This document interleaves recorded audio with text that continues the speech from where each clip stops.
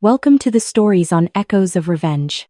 Step into a world where love turns dangerous, revenge feels inevitable, and every story drags you deeper into the shadows of desire, betrayal, and the human heart. Let's begin today's story. The crystal chandelier cast elegant shadows across our family's formal dining room as we gathered for our monthly dinner, a tradition my parents had maintained since my sister Rachel and I graduated college. The mahogany table gleamed under the soft lighting while Mom served her famous beef Wellington, the same dish she'd prepared for every celebration since our childhood. "Congratulations again on making senior associate," Mom beamed at Rachel, who preened in her designer suit fresh from another 14-hour day at the law firm. "Partner track at 29, we're so proud." Rachel adjusted her Cartier watch with practiced modesty. "The billable hours are insane, but the client portfolio is incredible. Corporate mergers, international acquisitions, real high-stakes legal work that actually matters." I sat quietly at my usual spot, listening to the familiar refrain about my sister's achievements while picking at my dinner. The irony wasn't lost on me that Rachel's high-stakes work involved shuffling papers for pharmaceutical mergers while I spent my days preventing international conflicts that could destabilize entire regions. "At least your sister makes real money," Dad said with his characteristic bluntness, scrolling through vacation rental websites on his tablet. $200,000 a year plus bonuses. That's success you can measure. "Speaking of which," Mom added brightly, "the Hamptons house rental is confirmed for July. $20,000 for 2 weeks, but worth every penny for the family memories." I nodded along, knowing the $20,000 came from the monthly transfers I'd been quietly making to their account for the past 3 years. They assumed it was income from a family trust fund that had never existed, while I funded their luxurious lifestyle on my diplomatic salary. "Meanwhile, Emma's still stuck in that government desk job," Rachel said with sisterly condescension. "What do you even do all day? File reports? Answer phones for mid-level bureaucrats?" "Policy coordination," I replied with my standard vague response. "Technically accurate. Coordinating whether to impose economic sanctions that could trigger regional wars definitely qualified as policy work." "Policy coordination," Dad repeated with barely concealed disappointment. "Sounds like a fancy title for clerical work. No wonder government salaries are so modest." The assumption about my compensation was wildly incorrect.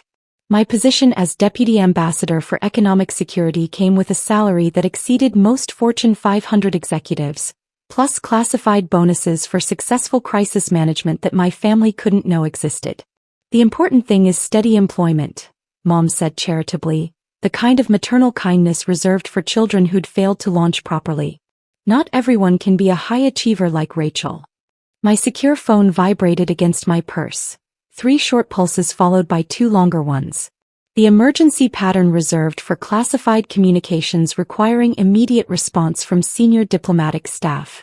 "Excuse me," I said, checking the encrypted message. "Urgent. Embassy crisis in Prague. Hostage situation requires immediate negotiation. Ambassador-level response authorized."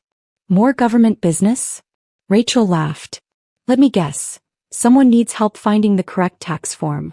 Through the dining room window, I noticed unusual activity on our normally quiet suburban street. 3 black sedans with diplomatic plates were positioning themselves around our property, their occupants speaking into communication devices with practiced efficiency. "I should probably take this call," I said, rising from my chair as my phone continued buzzing with urgent diplomatic communications. The display showed, "Embassy Prague, emergency protocol." "Can't government paperwork wait until after family dinner?" Dad asked with irritation, not looking up from his Hamptons rental research. "This is exactly why private sector careers are superior, better work-life balance." I walked toward the kitchen for privacy, answering just as 3 more vehicles with diplomatic flags arrived outside our suburban home.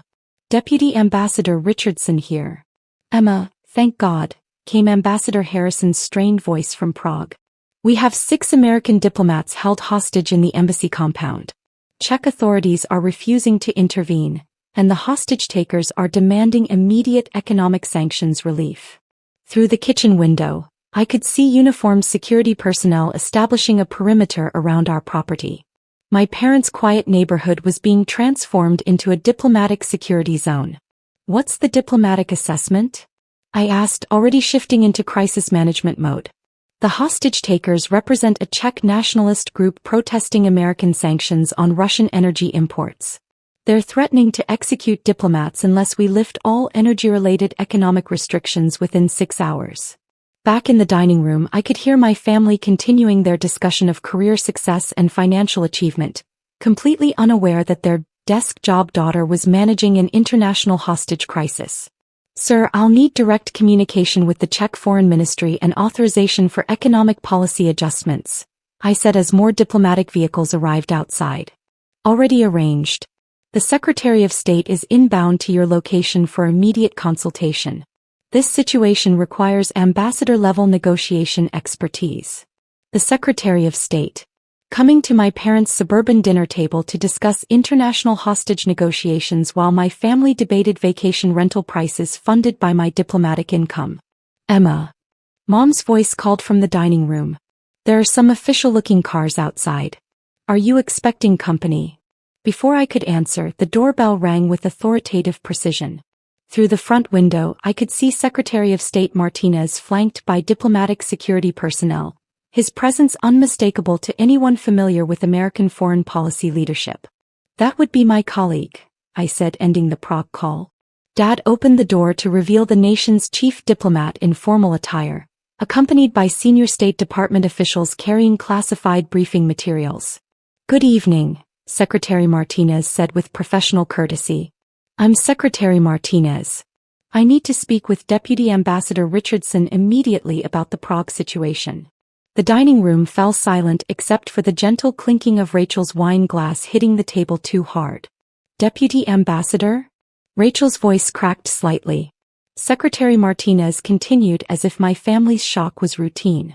The hostage crisis requires immediate economic policy intervention. 6 American lives depend on Emma's negotiation expertise. Dad's vacation rental tablet slipped from his fingers. Hostage crisis? Czech nationals holding American diplomats in our Prague embassy, Secretary Martinez explained. Deputy Ambassador Richardson specializes in economic diplomacy that can resolve international conflicts without military intervention.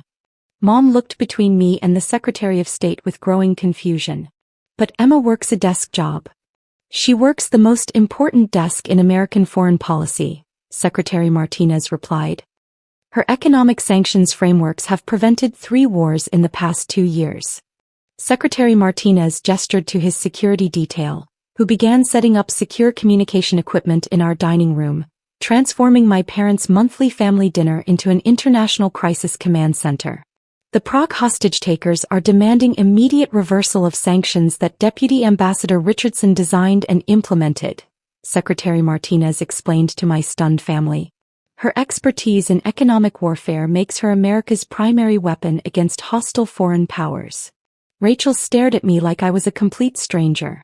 Economic warfare? But you said you did policy coordination. I coordinate policies that determine whether nations can access global banking systems, I clarified, watching satellite feeds being displayed on portable screens where moments earlier we'd been discussing vacation rentals. The sanctions I design can collapse entire economies overnight. Dad's face had gone pale. The government salary we thought was so modest.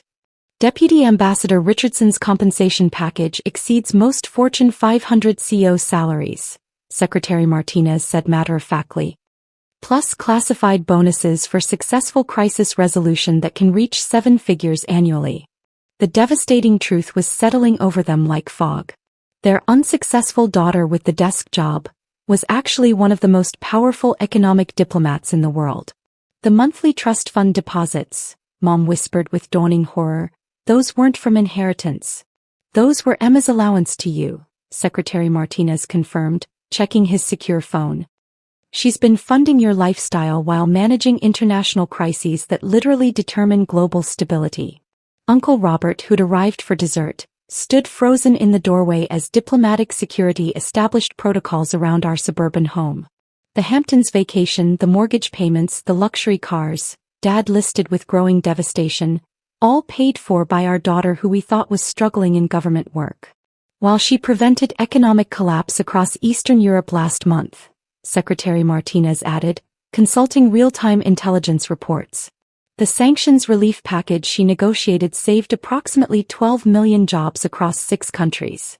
My secure phone buzzed with updates from Prague. Mr. Secretary, the hostage takers are demanding immediate response. We have 4 hours before the execution deadline.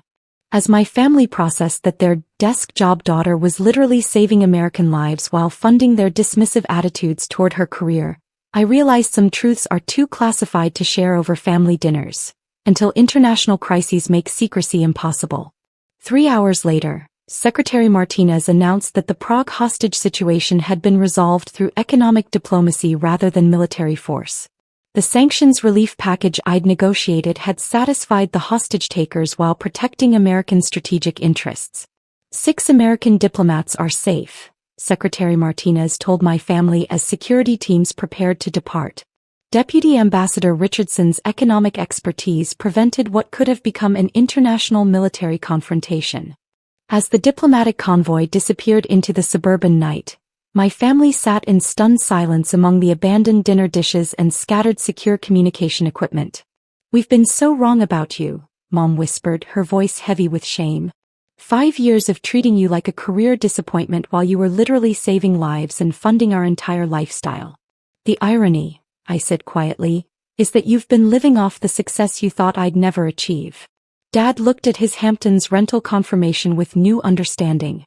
"This vacation, it's paid for by preventing international wars. Some career achievements, after all, are too classified to celebrate, until hostage crises make recognition unavoidable."